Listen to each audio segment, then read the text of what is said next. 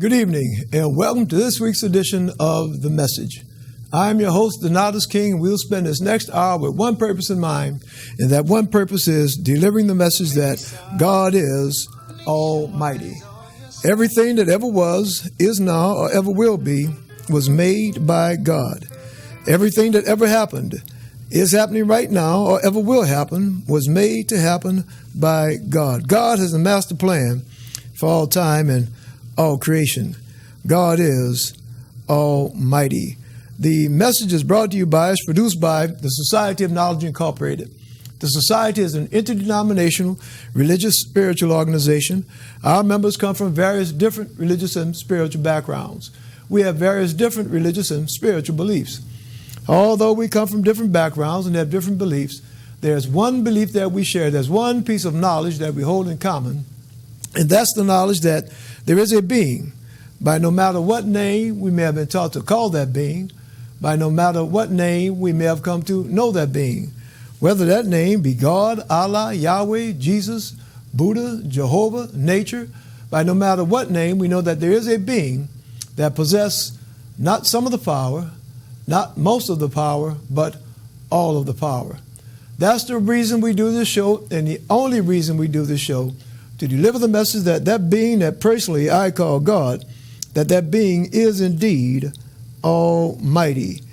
Today is May the 18th, 2017 rather. I remind that fact because tonight, as we are on most Thursdays, we are live. And I remind you that fact because this show is an open discussion. It's a two-way conversation. You see the telephone number, if you're watching on TV, the telephone number that's on your screen.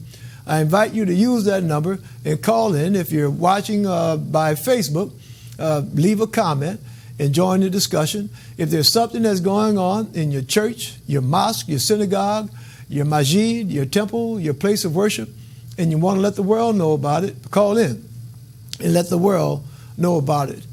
If there's something that's going on in your nonprofit organization and you want to let the world know about it, call in and let the world know about it.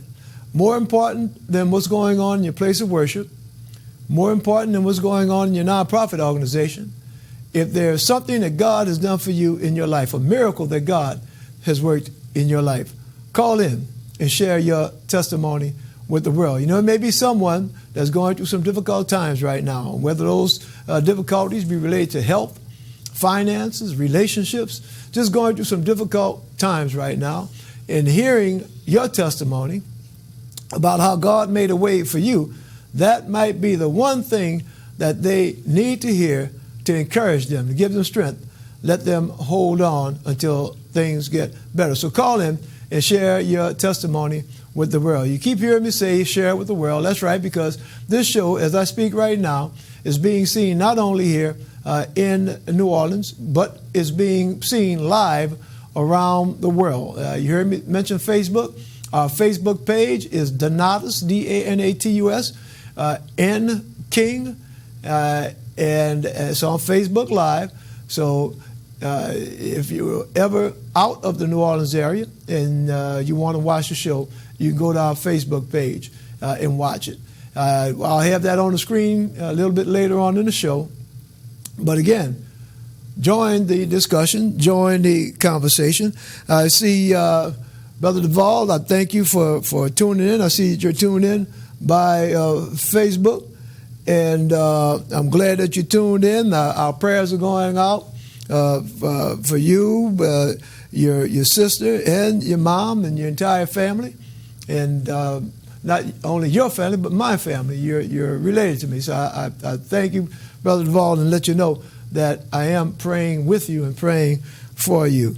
And anybody, if anyone else, if you have a comment, please, if you're watching by Facebook, just leave a comment. And if you're in the New Orleans area watching it on cable access, then call in and leave your comment.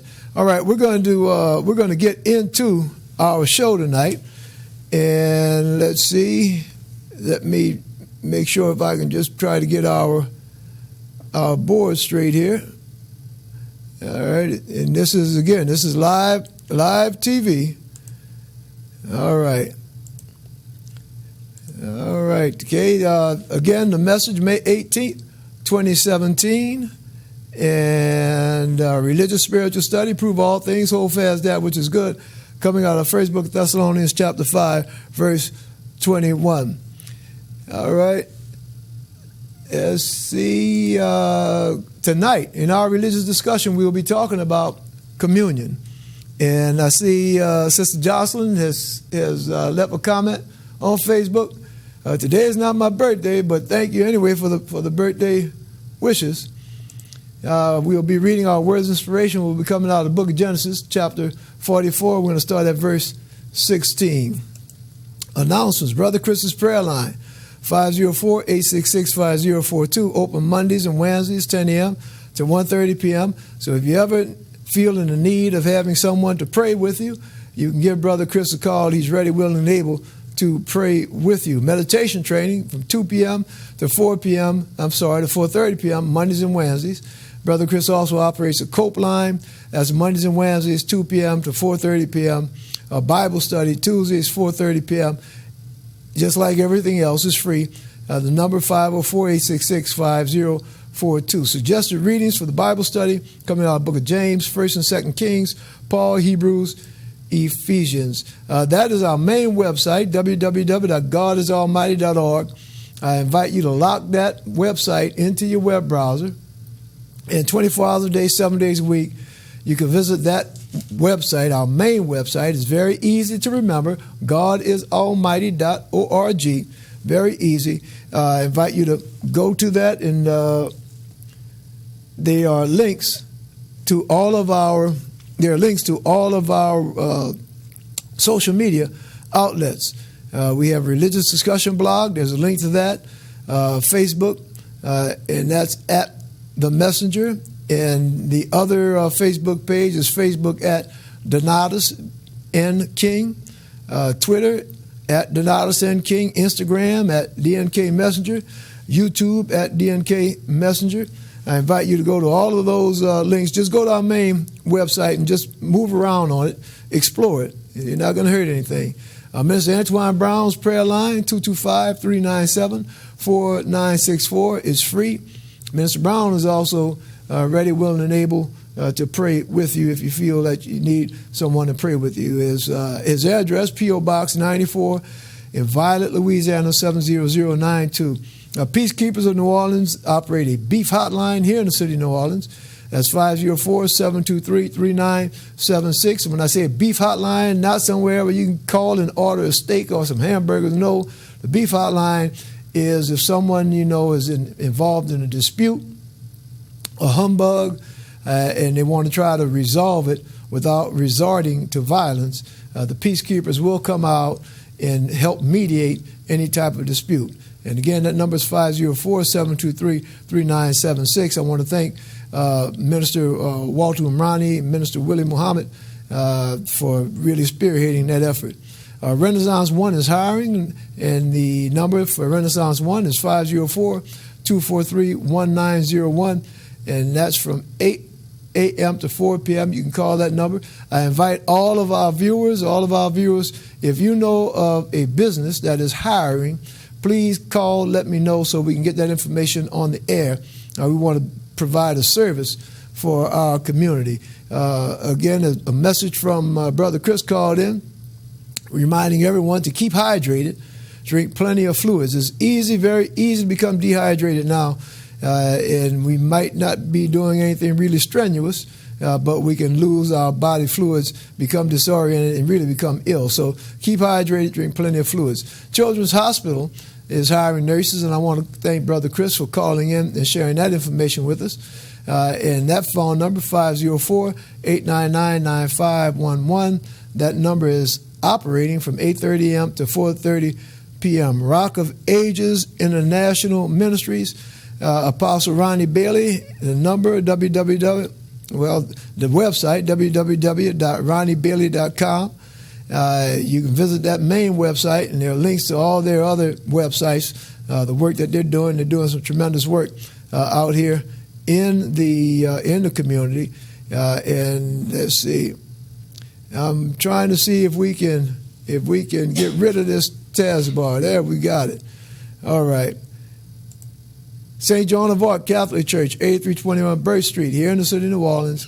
The services are Saturdays 4 p.m., Sundays 8 a.m. and 10 a.m. Call 311 in the city of New Orleans. Call 311, and that's from 8:30 a.m. to 4:30 p.m. for free smoke detectors and to register for hurricane evacuation assistance. All right, let's see, what else do we have here? Oh, the Zeta Phi Beta Sorority Incorporated, the Alpha Gamma Zeta chapter, is sponsoring a Buds and Blossoms annual tea. That's going to be 3 p.m. Sunday, May 21st, 2017 at Dillard University in the Professional School Building's atrium. Prostate cancer awareness, and I just want to take a minute. Really, men, get your prostates checked. And I think it's recommended now if you're 50 and over, when you're 50, start getting your prostate checked. Prostate cancer is one of the leading killers of men, and it's something that is preventable. So, men, get it checked. It might be uncomfortable sometimes having that procedure done, but it could save your life. So get your prostate checked. I understand we do have a caller. Caller, are you there? Yes, Messenger. How you doing, Peter? I'm doing good. That sounds like Brother Chris. Yes, it is. All right. All right. Why don't you share something with us, brother? Okay. God is an awesome God because He healed my back. All right. And He healed my friend back too. She called me yesterday and said, Chris, my back got hurting me, so I prayed with her yesterday. Mm-hmm. And right before you know it, in 10 minutes, she called me back, and she said, my back stopped. All right. All right. That's great testimony. That's some fantastic testimony. And as you heard Brother Chris say, just through a miracle of God, able to stop that back pain, to heal that back. And this happened in the year 2017. So God is still working miracles even today. Thank you, Brother Chris, for calling in with that information. Okay. All right. All right. I see Sister Eugenia and looking for the email address, and I guess the easiest one to be able to contact us is DKINGSR, DKing Senior, at AOL.com. That's DKing Senior at AOL.com. We have some other email addresses, but that's the easiest one that I can remember right now. And that one we'll get through. All right, let's see. We have any more? If we have any more announcements, and I think we do. Let's see. Yes. Congratulations to all graduates. Okay, congratulations to all graduates. We are in the graduation season right now. I passed by Dillard this afternoon, and I saw they were having a graduation out there. So congratulations to all graduates. The picture that you see on your screen right now, that is a photo. For the past several weeks, we had been advertising or announcing the Sankofa Expo in Durham, North Carolina. And I want to thank Brother Tenov for sending the information in. And this is a picture from the expo. And I understand that it was a successful event. I think we do have another. Let's see if we have another picture. Yes, there we have another picture. It's kind of hard to make out, but I think this is Brother Tenov that's sitting there in the middle here by the screen.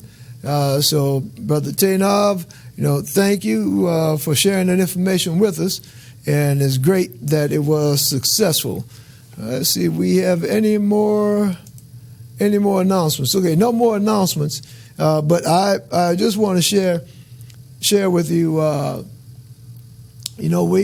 This show is, and I'm going to have to look through our records, but I know this show, the message, is more than 12 years old. We started this show before Katrina, and Katrina was 12 years ago.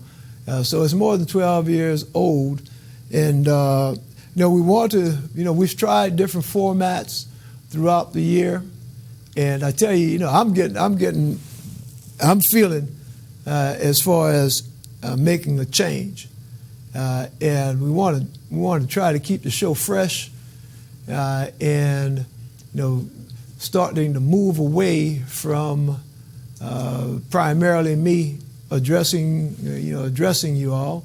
From time to time, we've had panel discussions, we've had guests on the show, we've done some Skype, we've had remote interviews, we've even done Skype with folks that were in Egypt. So we were live on the air with guests that were in Egypt doing interviews. So we try to do things to keep the show interesting, but again, one purpose of the show, and that's to deliver the message that there's an almighty being.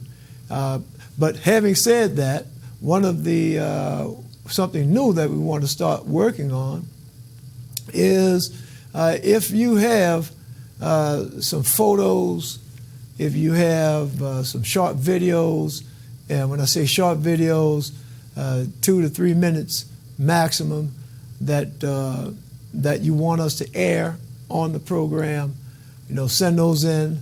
Now they have to be related to spirituality, to religion, somehow conveying the message that there is an almighty being, no matter what name we call that being. And when I talk about photographs and videos, particularly videos, I know there are a number of you that have fantastic choirs in your churches. So I want to extend that invitation. Let your pastor know if the pastor has a 3 or 4 minute video clip of a selection that the choir has performed. Send that in so we can air that. It's a lot of times a lot of folks that are interested in hearing some good choirs. So send that in. If any other pertinent videos, okay, send it in. So we can try it again. We're just trying to diversify a little bit, keep it a little bit fresh. If you have any ideas on how we can improve the show, let me know. So we can try to incorporate that. As I say, sometimes sometimes change is good. Sometimes change is good. All right, let's see. We're going to move on with the show here, and we're coming out of the book of, religious spiritual studies, and we said we're going to talk about communion. All right, communion. And that's something, a topic that a lot of Christians are familiar with, but we're just going to talk about it just for a little while tonight. And the definition of communion is the sharing. There are a couple of many different definitions, but here are 2 definitions. The sharing or exchanging of intimate thoughts and feelings, especially when the exchange is on a mental or spiritual level. Example, in this churchyard, communion with the dead was almost palpable. Okay, communion. And in this sense of the word is, again, the exchanging of thoughts and feelings. Okay, communion. Communion with the dead, communicating with the dead. And then the second definition, the service of Christian worship at which bread and wine are consecrated and shared. All right. So now, looking at this word communion and these different definitions of communion, it just brought to my mind some other words. Okay, commune.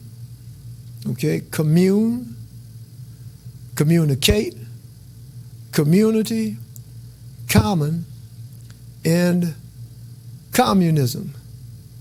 Okay, commune. Now, keeping in mind that definition that we had earlier about communion, and that's the exchange. Okay, spiritual thoughts. You may have heard someone use the phrase, well, communing with nature. Okay, so commune, again, that meaning, that similar meaning, as far as this interchange, this dialogue,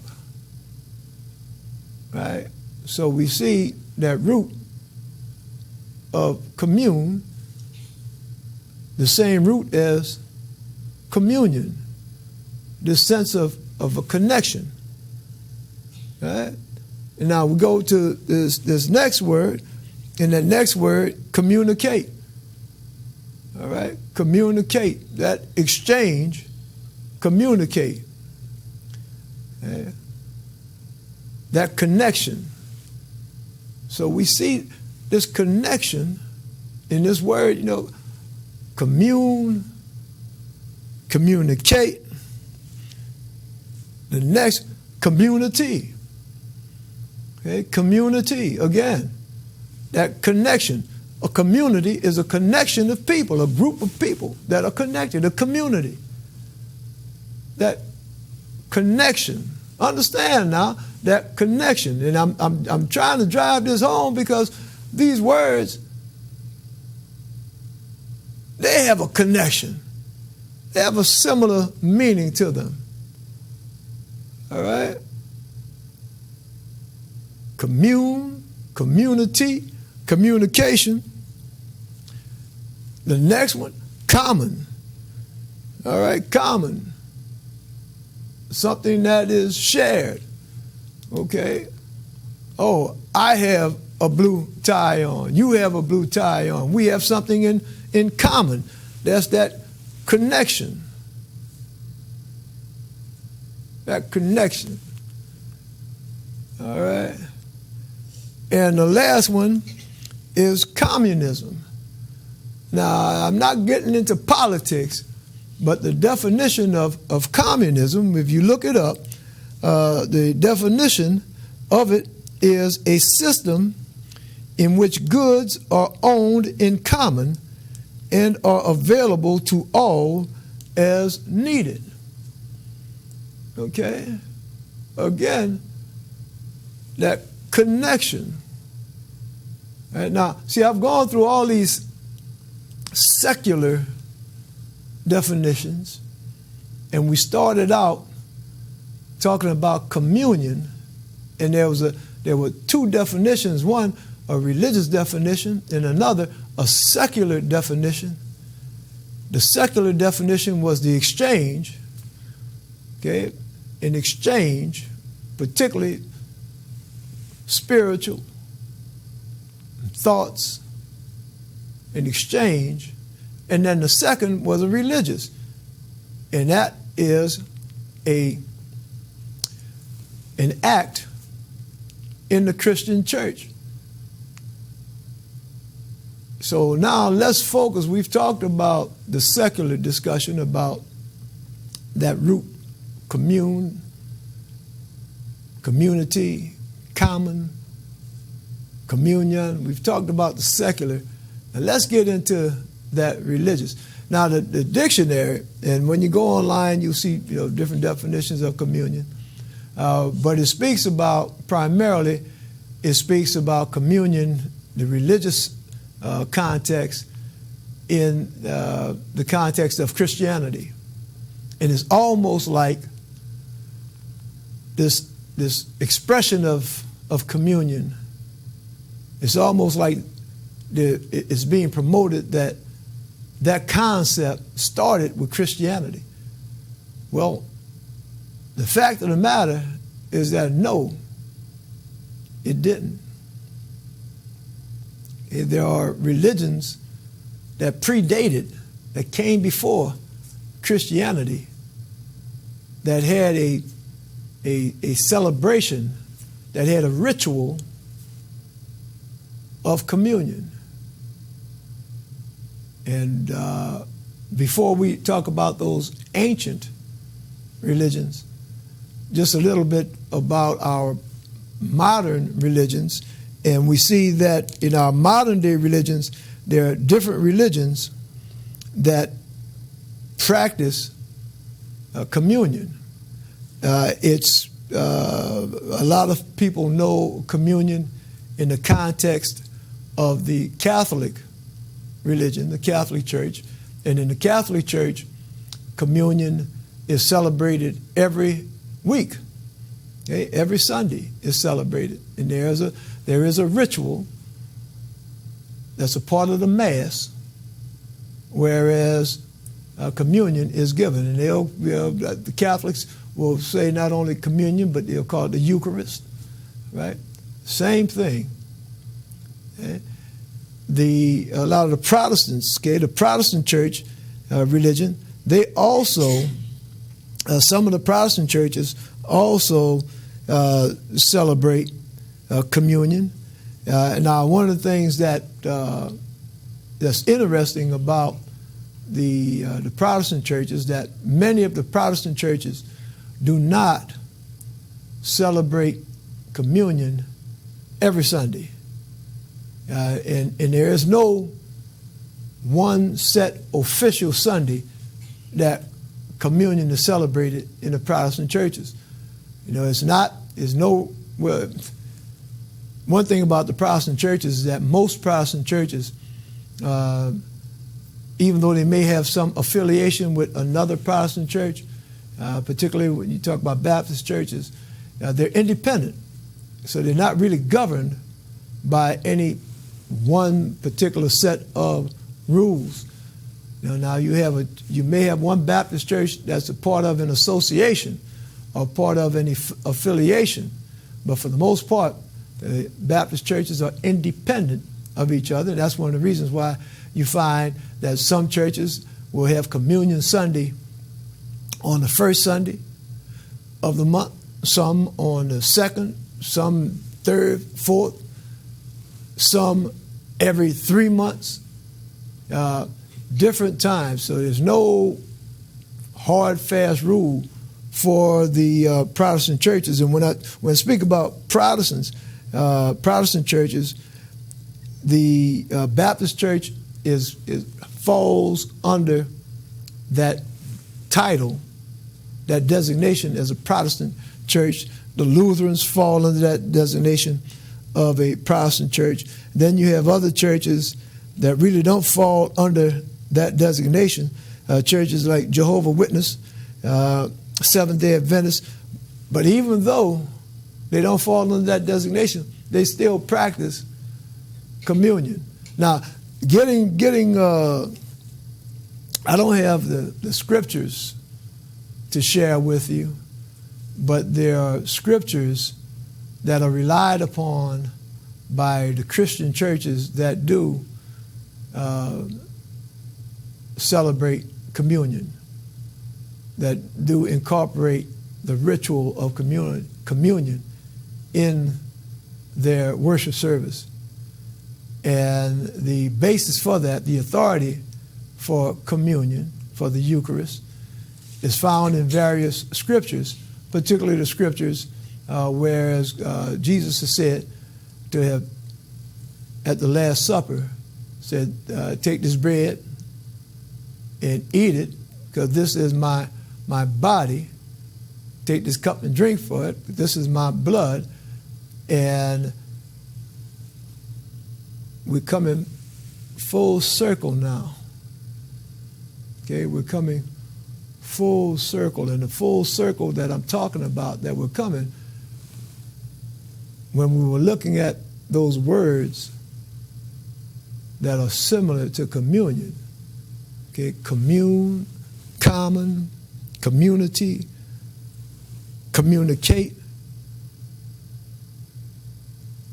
all those words in their definition, they had that concept of a coming together. So now, when we read the scriptures, look what the scripture said that Jesus said. Jesus said, take this bread,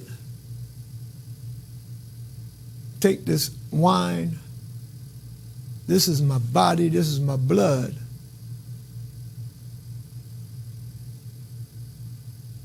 And when you partake of that, look here now, when you partake of that, there's a coming together. All right? A coming together between Jesus and you. Okay? So look at all of those similarities when you talk about communion and that sharing, that exchange, that interchange, that sharing, that commonness, that oneness, okay? That communion. And, just look at the words and look at the word, even the word communion, look at the end of that. That says what? Union. U-N-I-O-N, a union, a joining together. Okay? Communion. Sometimes we say words and don't really think about them. We just say it and it's gone. But sometimes we take and slow down and just give a little thought to it and listen to what it is that we're saying. Okay? So next time, if you're Catholic, when you go to church Sunday and it comes time for communion, maybe you'll give it a little bit more thought about what is actually being done.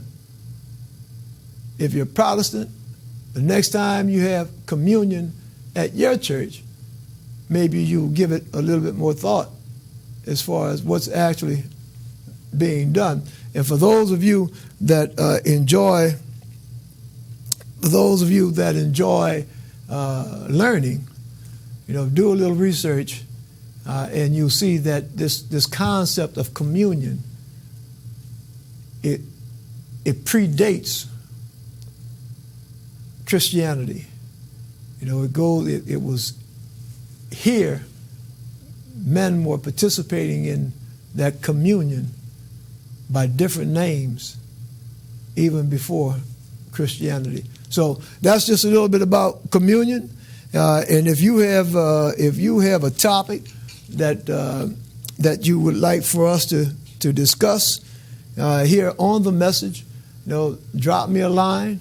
You're welcome, Sister Eugenia. You're welcome. Drop me a line or leave me a comment on Facebook, and so we can take your suggestion and develop a topic. Our words of inspiration coming out of the book of Genesis, chapter 44, verse 16. Let's pick it right up where we left off. Not going to spend a lot of time doing a recap. And Judah said, "What shall we say? What shall we say unto my Lord? What shall we speak? Or how shall we clear ourselves? God hath found out the iniquity of thy servants. Behold, we are my Lord's servants, both we, and he also with whom the cup is found." All right. So this is a verse, that's where we left off last week. And what has happened is that, again, the sons of Jacob have gone back to Egypt to purchase some more food. And this is the second trip they made. And just like the first trip they made, after they purchased the food, on their way back home, and then they find in their bags, in their sacks, not only the food that they purchased, but also the money that they used to purchase it. And the reason they found that is because Joseph, their brother, had put that money back in their sacks.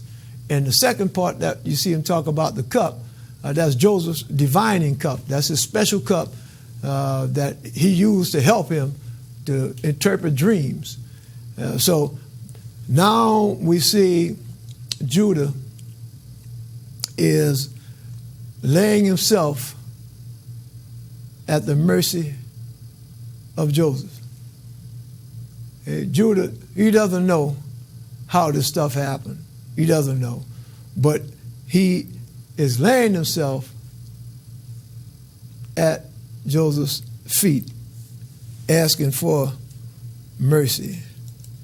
And he said, God forbid that I should do so.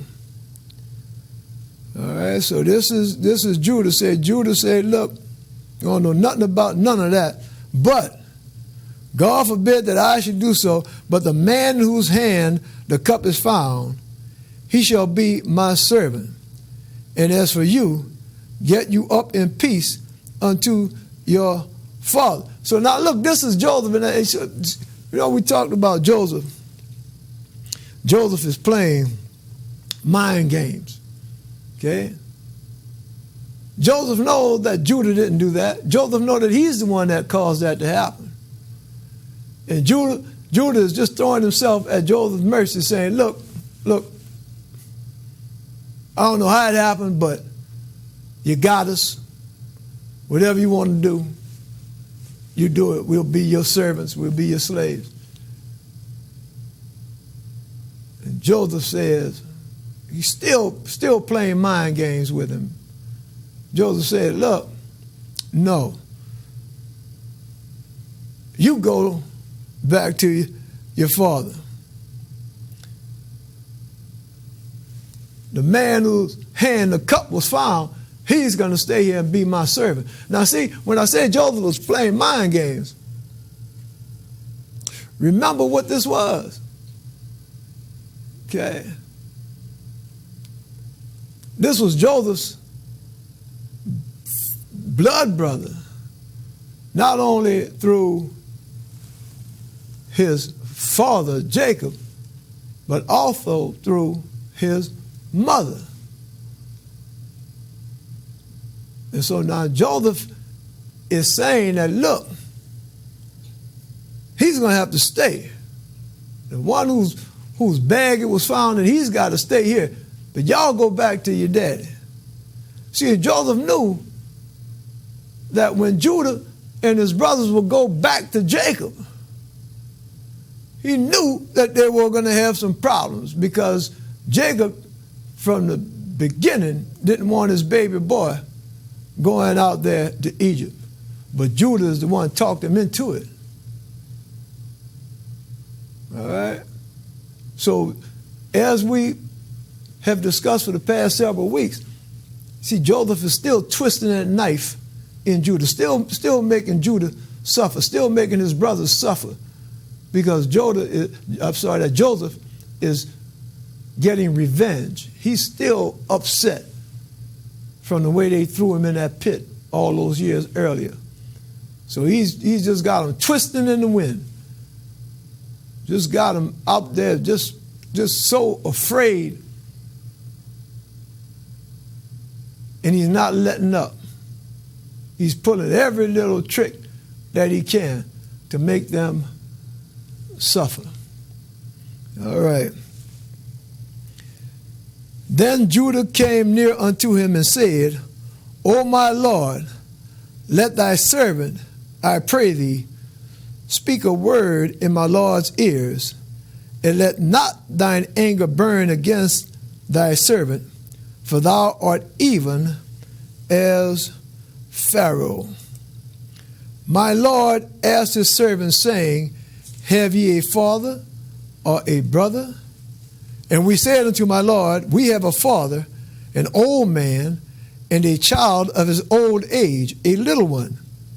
And his brother is dead, and he alone is left of his mother, and his father loveth him. See, that's what I was just talking about. That's what I was just talking about.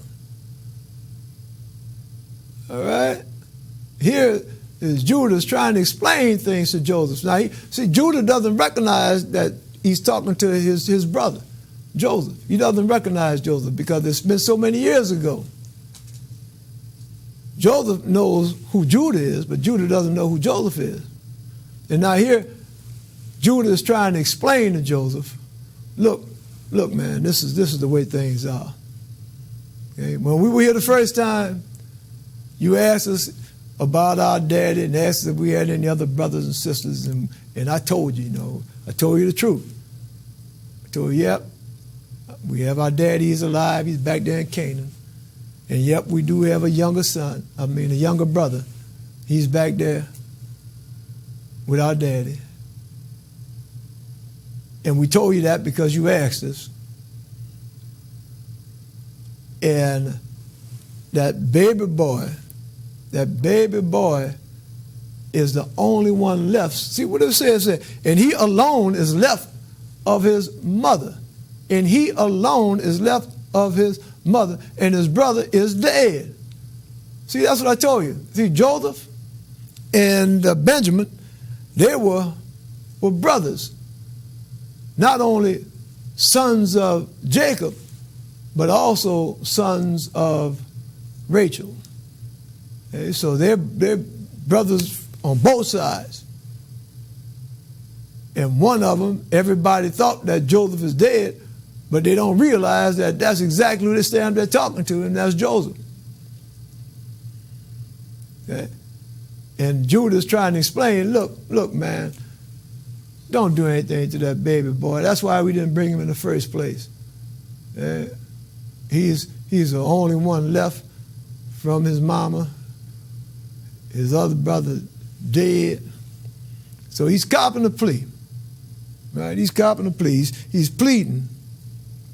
He's pleading for his brother.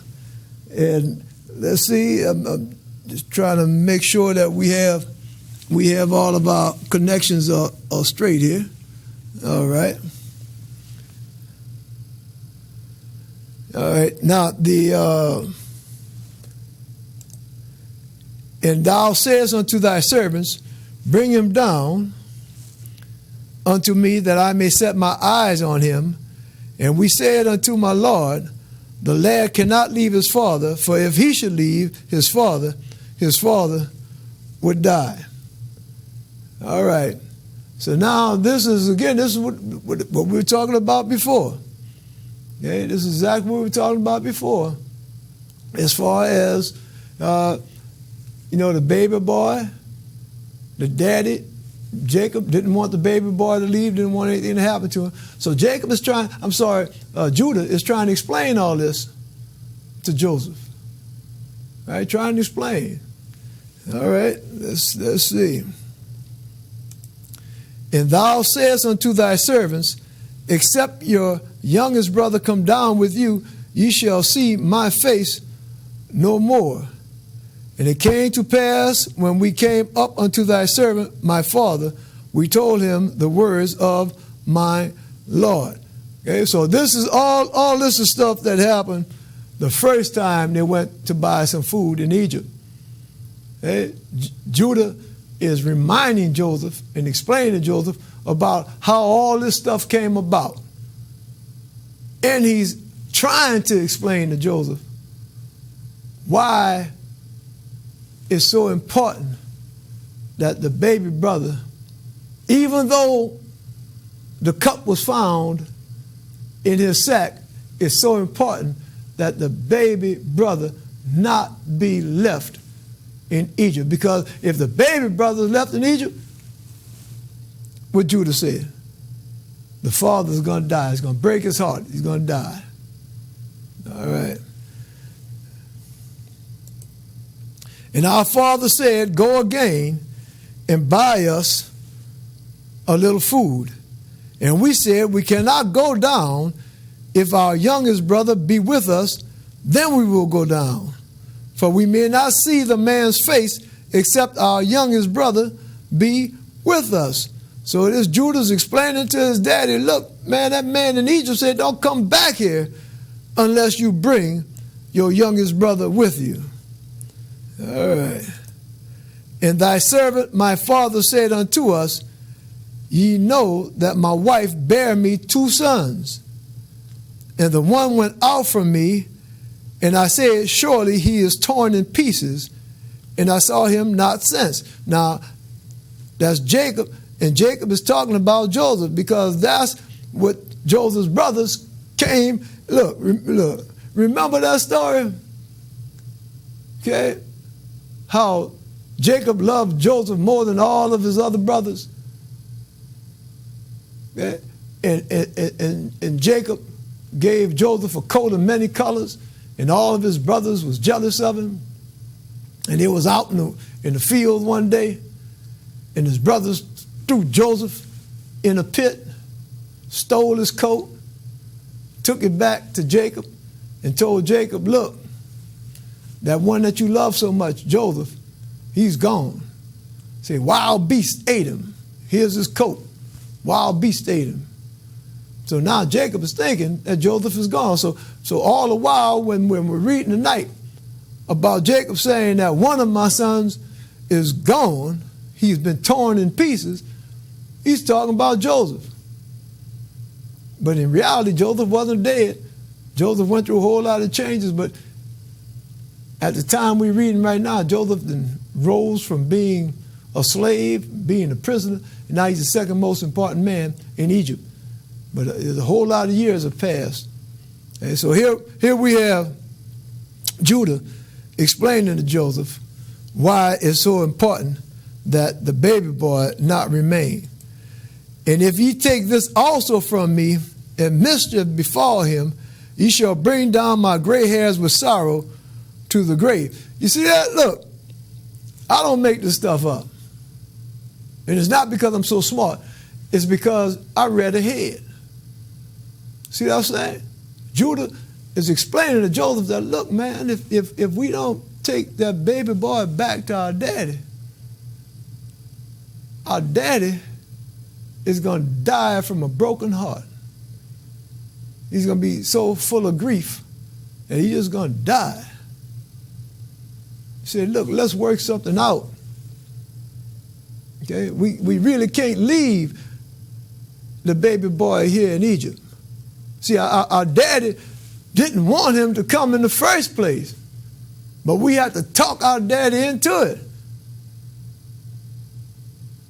So look, mister, if there's anything that you can do, whatever kind of deal we can make to let this baby boy go back to our daddy, whatever kind of deal. Now see, you know, this past Sunday, a lot of folks celebrated Mother's Day.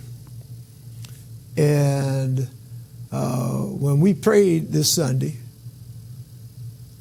one of the scriptures that we read was the scriptures with Solomon. And Solomon, and you know, it was Mother's Day, so it was something that was appropriate to Mother's Day, and it was about mothers and a mother's love. And those of you that know the story about the 2 ladies, the 2 harlots that lived together, both had children that were born at the same time. One of them rolled over on a baby and killed the baby and went, snuck and took the other one's baby and said that was hers. And then they got into an argument over whose baby it really was. And then the one who was the real mother of the live baby said, no, that's my baby. And the one that had done the switch said, no, that's my baby. And Solomon said, well, look, I don't know who to believe, but this is what I'm going to do. I'm going to take a sword, and I'm going to cut the baby in half and give half to you and half to you. And the woman that had pulled the switch, the one that was not the real mother, she said, that's a good idea. That's good. Yeah, she get half, I get half. That's a good idea, old Solomon. And the other lady, the one that was the real mother, she said, oh no. Oh no, no, no, no, don't do that. Let her have the baby. Let her have it. Now this is the real mother, the woman who gave birth to that baby. That baby was part of her flesh. And how much agony it had to be to say, look, give the baby to her. And the reason the mother did that is because the mother would rather sacrifice giving the baby up, and the baby would live, rather than having the baby cut in half and killed. See, that's an illustration of a mother's love. As much as that hurt that mother to give that baby up, she loved that baby so much that she was willing to make that sacrifice. Now, that is so similar to what we're reading about today. That verse is about a mother's love. And now look at what we're reading about. We're reading about a child's love. You see this child, Judah is saying, look,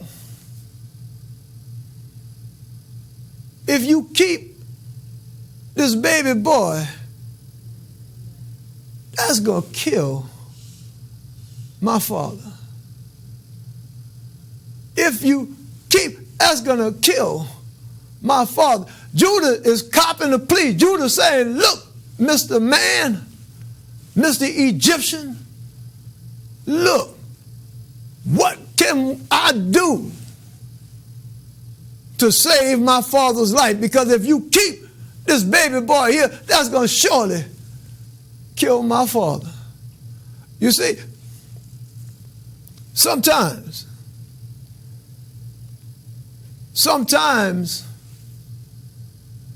we have to make decisions in our lives. Sometimes we have to make the choices. And it might be a choice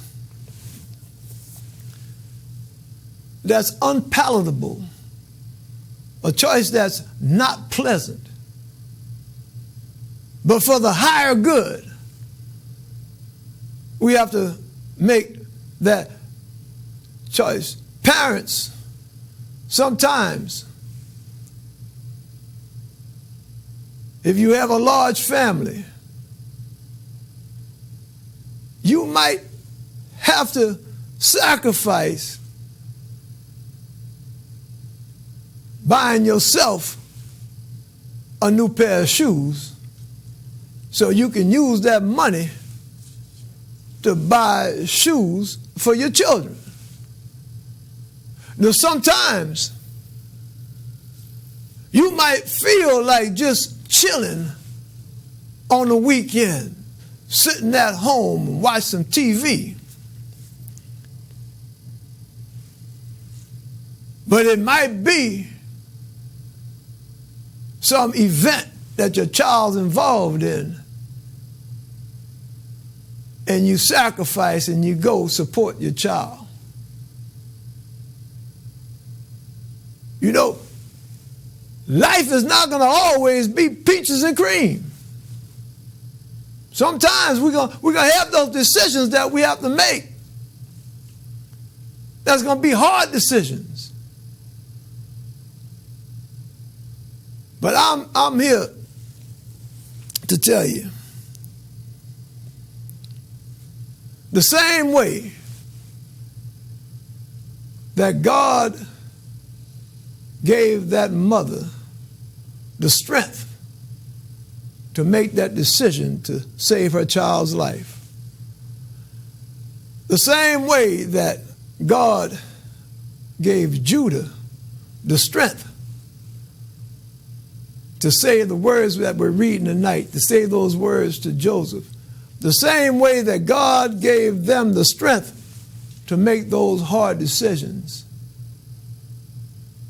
God can do the same for you. In the years, see, when we read the Bible, we read about stuff that happened thousands of years ago. But I'm here to tell you that the same God that did all those things thousands of years ago, that same God is here in the year 2017. That same God. And my prayer is that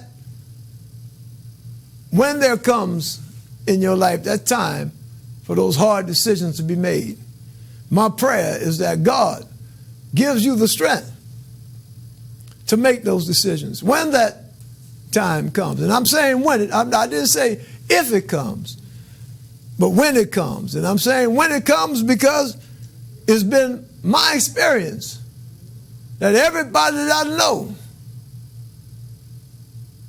has that moment when they have to make a hard decision. And my prayer is that when that time comes in your life, the same way that God strengthened that mother, the same way that God strengthened Judah, my prayer is that God strengthens you. Strengthens you to allow you to make that decision, and strengthens you to the point that as you make that decision, God blesses you with peace. And as we close out, no matter what it is that you have to go through in this upcoming week, whether it's a decision, whether it's something that you're confronted with, no matter whatever it is, it's my prayer that God Almighty blesses you in the midst of whatever it is that you have to go through. In the midst of it, that God blesses you with peace.